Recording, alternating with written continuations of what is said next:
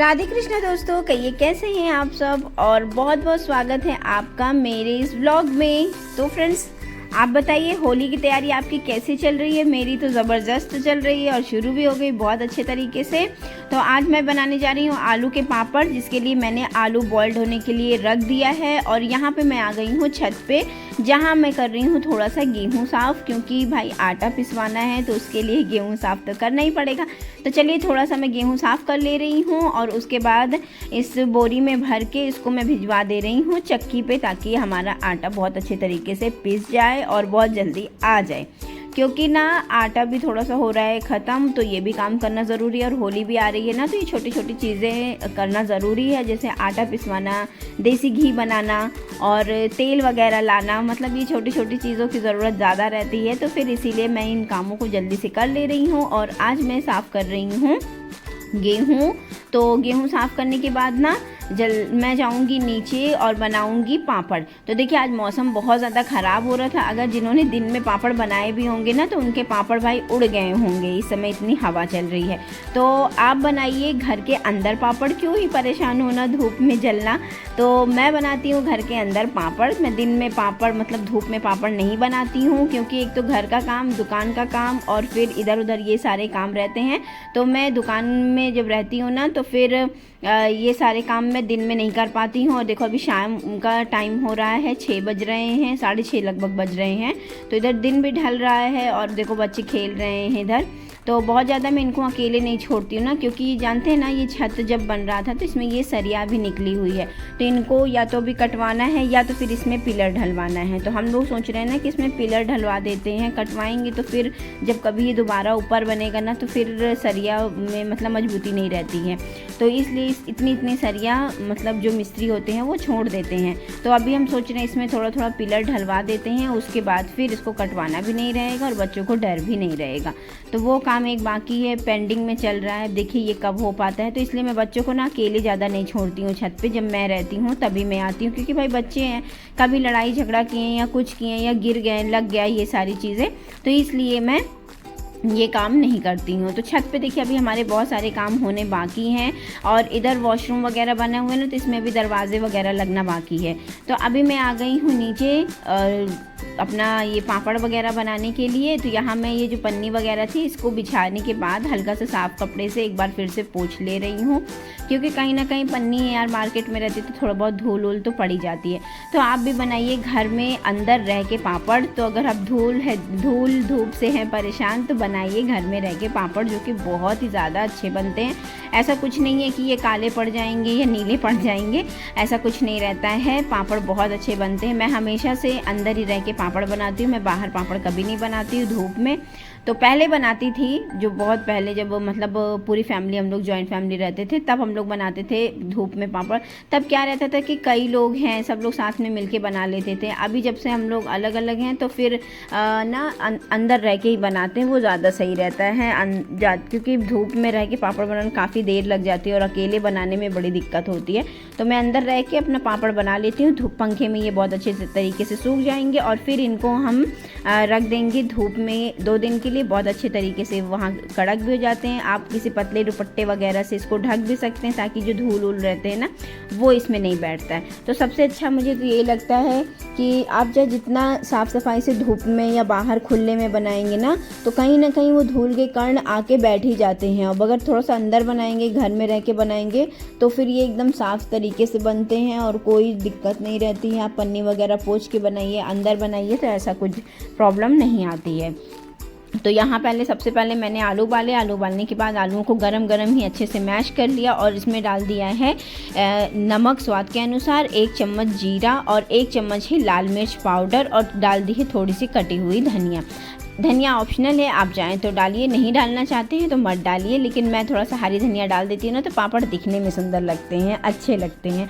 और जब हरी धनिया को स्वाद आता है तो वो भी बहुत अच्छा लगता है। तो बस ये सिंपल मैं इतनी ही इंग्रेडिएंट डालती हूँ, मतलब बहुत ज़्यादा और इसमें कोई मसाले वगैरह का प्रयोग नहीं करते हैं। ये ऐसे सिंपल ही बनते हैं और बहुत अच्छे लगते हैं। तो आप भी इसको ऐसे बना सकते हैं। नमक आप अपने स्वाद के अनुसार डाल दीजिए। जीरा आपको डालना है, तो आलू आपने कैसे लिए हैं, किस क्वांटिटी में लिए हैं, उसके अनुसार आप डाल दीजिए। तो मैंने 5 किलो के 5 किलो का जो कुकर होता है ना, मैंने उसमें आलू बॉइल्ड किए थे, तो जितना उसमें आया था उसी के अकॉर्डिंग मैंने 1 चम्मच जीरा इसमें डाला है और 1 चम्मच ही के करीब इसमें मैंने लाल मिर्च डाली है। अगर आपको थोड़ा तीखा ज़्यादा पसंद है तो आप तीखा मतलब और डाल सकते हैं, मगर मैं थोड़ा सा इसको अवॉइड करती हूँ, क्योंकि भाई अगर गेस्ट भी आते हैं तो किसी को तीखा पसंद है, किसी को कम पसंद है, तो मैं एकदम नॉर्मल, मेरे पापड़ में तीखापन रहता है। और नमक भी मैं हल्का सा कम डालती हूँ, बिल्कुल हल्का सा इसमें कम रहता है नमक। जब आप ऐसे आलूओं को टेस्ट करोगे ना तो नमक एकदम प्रॉपर बराबर मात्रा में नहीं रहेगा, हल्का सा कम रहेगा। हल्का कम करने का ये रहता है ना कि जब आप पापड़ को फ्राई करते हो तो फिर पापड़ मतलब बहुत अच्छे तरीके से तल जाते हैं ना, तब इसमें नमक एकदम बराबर मात्रा में हो जाता है। ये नहीं रहता कि कम या ज़्यादा, जब हम पापड़ों को तलते हैं तो फिर नमक एकदम बराबर की मात्रा में आ जाता है। तो जी यहाँ मैंने सारे मतलब जो आलू का वो था ना, आलू थे, सबको अच्छे से मैश कर लिया है। अब इनको बना लेते हैं गोलियाँ। तो आरुष यहाँ देखिए, पहले तो मैंने ये सोचा था ना, जब मैं काफ़ी अभी इस बीच बिज़ी थी और फिर अभी हम लोग थोड़ा सा ट्रैवल्स करके आए, घूम के आए, उसके बाद फिर आके मैंने किचन वगैरह क्लीन की, फिर दुकान जाना, ये सारी चीज़ें जब मेरी बराबर से चल रही थी ना, तब मैंने सोचा कि ना इसको चलिए बाहर से ही मंगा लेते हैं, पापड़ अब इस बार नहीं बनाऊँगी। लेकिन फिर मन में ख्याल आया कि यार अगर हम इस परंपरा को बंद कर देंगे, पापड़ बनाने की जो परंपरा है, तो हमारे बच्चे भी ये चीज़ें आगे चल के कभी, तो वैसे आगे की जनरेशन तो मुश्किल है कि ये काम करेगी, लेकिन वो चीज़ें परंपरा धीरे धीरे ख़त्म हो जाएगी। लेकिन ये है कहीं ना कहीं जब बच्चे हमको देखेंगे तो हो सकता है आगे लाइफ में वो ये चीज़ें करने का प्रयास करेंगे। तो बच्चों के सामने हमें अपनी पुरानी परंपराओं को बंद नहीं करना चाहिए, ऐसा चीज़ मेरे दिमाग में आई, मैंने ये चीज़ें सोची। और घर की बनी चीज़ें तो घर की रहती हैं, बाहर की तो बाहर की। घर की बनाएंगे तो उसमें अपना स्वाद नज़र आता है, मिलता है, और बाहर की चीज़ें तो ये रहता है कि हाँ यार ये बाहर की बनी हुई हैं। तो चलिए यही सोच साच के मैंने बनाना शुरू किया, तो यही सोच के मैंने बनाना शुरू किया। तो पापड़ बहुत जल्दी बन जाते हैं, ऐसा नहीं रहता। जब हम इसकी शुरुआत नहीं करते ना तो लगता है यार बहुत टाइम लगेगा, बहुत ज़्यादा समय लग जाएगा, नहीं बन पाएगा। तो हमने इसको बनाना शुरू किया। और यहाँ आप मेरे कान के पास ना पैन का ढक्कन देख रहे होंगे। तो एक्चुअली होता क्या है, बैठे बैठे ना पैर में, जिसको हमारी भाषा में झुनझुनी बोलते हैं, वो चढ़ जाती है। तो ना उसको हटाने के लिए अगर आपके जिस पैर में या हाथ में चढ़ी है उसके अपोजिट साइड वाले पैर हाथ में हम ऐसा कुछ लगा लेते हैं ना, तो वो प्रॉब्लम सही हो जाती है। तो चलिए जी, ये तो रही बात की बात, और हम बना लेते हैं अब पापड़। मैंने पापड़ बनाना शुरू कर दिया है, उद्घाटन कर दिया है। तो देखते हैं कितनी देर में ये बन पाते। वैसे कोशिश तो यही करेंगे कि जल्दी बन जाए। तो मैं बना रही हूँ अभी मशीन से, तो मैं अभी 2-3-10 पापड़ तक के करीब मशीन से बना लूँगी, ताकि जितनी पन्नियाँ रहेंगी ना इसमें से पापड़ निकलने लगता है। जब ये यूज़ होने लगती हैं, पन्नी जो रहती है जिसमें पापड़ बनता है, तो बहुत अच्छे तरीके से पापड़ निकलने लगते हैं। और जब ये नई रहती है तो थोड़ा सा पापड़ निकालने में परेशानी होती है। तो इसलिए मैंने कहा कि चलो जब तक ये न्यू है तब तक मैं बना देती हूँ। उसके बाद फिर मेरी बेटी परेशान थी, वो भी बनाएगी, आरुष मेरे परेशान है, ये भी बनाएंगे। मतलब बच्चे देखिए कितने एक्साइटेड हो जाते हैं ये सारी चीज़ों को लेके। तो अभी मेरा आरुष बहुत ज़्यादा एक्साइटेड है, उसको बनाना है, उसको इसी मशीन से बनाना है। तो मैं उसको मना कर रही थी कहीं हाथ वगैरह में ना लगा ले, या तो फिर उसको मिर्ची जलने लगेगी हाथ में। तो वही वो गया फटाक से, जैसे अभी उसने मुझे देखा था ना घी वी लगाते हुए, तो वो गया कटोरी में थोड़ा सा घी था, उसको हाथ में मल के आया। और यहाँ मैं अपना कुछ एक्स्ट्रा दिमाग लगा रही थी, जो कि काम बिल्कुल नहीं किया। आप ऐसा कुछ मत करिएगा। मैंने एक पन्नी से 2 पापड़ बनाने की कोशिश की, यानी कि 2 नाव में सवारी करने की कोशिश की। तो मैं तो फेल हो गई, तो आप भी इस काम को मत करिएगा। एक ही पन्नी से बनाइए यार, थोड़ा सा 5 मिनट ज़्यादा लगेगा, लेकिन फालतू का दिमाग मत लगाइए, क्योंकि डालने में पापड़ फिर परेशानी होने लगती है। तो चलिए मैं अभी मशीन से बना ले रही हूँ, उसके बाद फिर मैं हाथ के द्वारा बना लूँगी एक तरफ मेरी बेटी मशीन के द्वारा बना लेगी, तो जल्दी हो जाएगा। तो आप बताइए आपकी होली की तैयारी कैसी चल रही है। उम्मीद है बहुत सारे लोगों के यहाँ तो पापड़ वगैरह बन भी गए होंगे। हाँ, मेरा थोड़ा सा लेट भी है, लेकिन कोई नहीं, रात को ऐसे शाम के समय बना लेंगे, आधे 1 घंटे में तो ये बन के तैयार हो जाएंगे। और भी जो सारे काम रहेंगे उसको हम लोग दिन में कर लेंगे। तो देखिए दुकान में भी अभी त्यौहार आ रहे हैं तो दुकान भी जाना ज़रूरी रहता है, तो फिर मेरे काम तो फिर इधर उधर बढ़ जाते हैं। तो कोशिश ये करती हूँ कि 9-10 बजे से पहले पहले घर के काम निपटा दूँ, फिर दुकान चली जाऊँ 2-4 घंटे के लिए, उसके बाद फिर कर लेती हूँ ये काम। तो देखिए पतिदेव भी अभी आ गए हैं छत पे, और टाइम इस टाइम पता क्या हो रहा है, 9 बज रहे हैं। और उधर मैंने चावल चढ़ा दिया था बनने के लिए, क्योंकि ना बच्चों को खाने थे चावल, तो इसको मैं हल्का सा फ्राई कर दूँगी तो बच्चे उसी को खा लेंगे। तो रोटी वगैरह बनाने का इस समय कोई मतलब मूड भी नहीं था, और ना ही बच्चों की डिमांड थी, क्योंकि उससे पहले उन्होंने जो शाम का स्नैक्स वगैरह में कुछ खा लिया था। तो चलिए फिर यहाँ मैं बनाने लगी हूँ पापड़, और अन्वी को दे दे रही हूँ, वो डालती जाएंगी और मैं बनाती जाऊँगी, तो थोड़ा सा ये जल्दी हो जाएगा। और देखिए अंदर घर के अंदर पापड़ बनाने का एक फ़ायदा भी ये भी रहता है कि हम लगा लेते हैं कोई भी मूवी, और बढ़िया सा मूवी भी इंजॉय करते रहते हैं। और यहाँ पर मैंने लगाई है रक्षाबंधन मूवी, मुझे बहुत ज़्यादा पसंद है, बहुत अच्छी लगती है मुझे ये मूवी। हाँ, बहुत कोई ऐसी स्टोरी नहीं है, लेकिन मुझे अच्छी लगती है, तो मैं इसको कई बार देख चुकी हूँ। अच्छा लगता है, भाई बहन का प्यार इसमें दिखता है। तो जब इनके भाई, इस मूवी के भाई बहन का प्यार देखो तो फिर अपने भाई बहन का प्यार याद आने लगता है। तो चलिए जी जल्दी जल्दी पापड़ बना लेते हैं, और उसके बाद फिर हम करेंगे और भी कुछ काम अगर समय रहता है तो।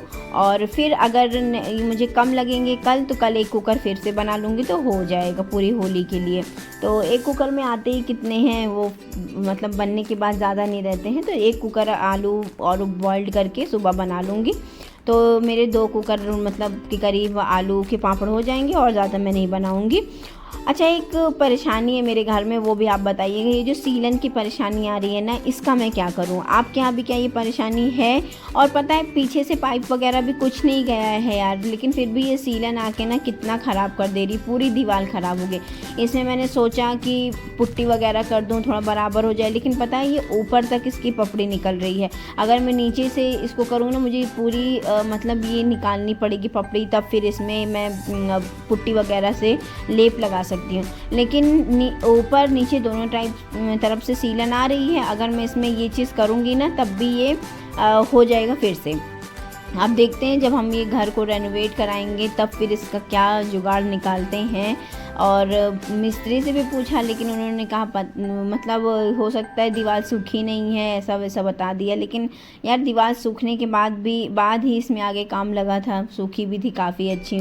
मई जून की गर्मी में बना था तब तो सूख भी गई थी बहुत अच्छे तरीके से। और ये सीलन आके पूरा घर ख़राब कर दे रही है, इस रूम में ज़्यादा सीलन है।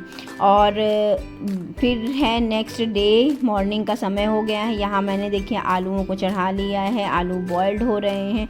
और चलिए आपको पापड़ की कंडीशन भी दिखा देते हैं। तो ये रहा कल रात का बना हुआ पापड़, और ये देखिए बहुत अच्छे तरीके से ये उठ गया है। इसको मैं पलट दूंगी और ये बहुत अच्छे तरीके से दूसरी तरफ भी सूख जाएगा। और फिर इसके बाद इसको हम रख देंगे धूप में।